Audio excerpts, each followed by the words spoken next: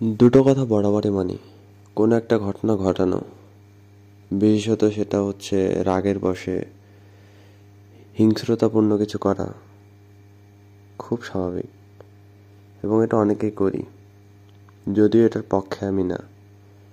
কারণ আমি বরাবরই দেখেছি রাগের মাথায় কিছু করা সহজ, কিন্তু করার পরে সেটার যে প্রতিক্রিয়া হয় বা সেটার যে রেশ চলে সেটা সামলানো সহজ না, বরং ভীষণ রকম জটিল।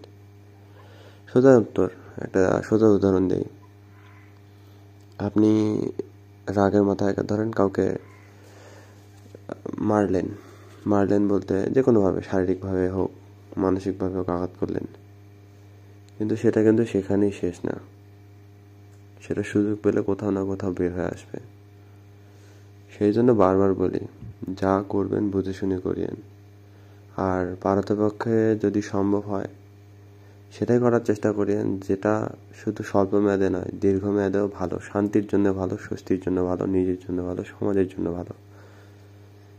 আর একটা বিষয় হচ্ছে, যাকে দেখে আপনার শান্ত, ভদ্র, নম্র, বিনয়ী মনে হয়, সত্যি বলতে কি তার মধ্যেও হিংসা আছে, তার মধ্যেও ক্ষোভ আছে, তার মধ্যেও রাগ আছে।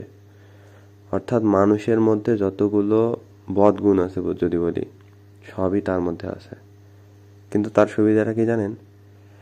ওই মানুষটাই সব কিছুকে একটা নিয়ন্ত্রণের মধ্যে রেখেছেন বা রাখতে পেরেছেন। তিনি জানেন যে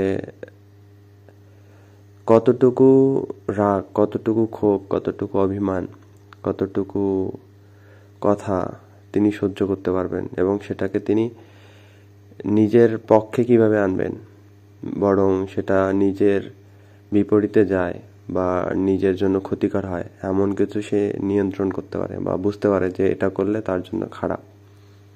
তাই বলে আবার কেউ যেন এটা মনে করিয়েন না বা ভাবিয়েন না যে তার মধ্যে সব নাই, প্রত্যেকটা মানুষের মধ্যে আছে। কিন্তু সুবিধাটা হচ্ছে ওই মানুষটি জানে যে কিভাবে সেগুলো নিয়ন্ত্রণ করতে হয়। সুতরাং যার সাথে যেভাবে কথা বলেন না কেন, বুঝে শুনে কথা বলার অনুরোধ রইল, নইলে বিপদে পড়বেন।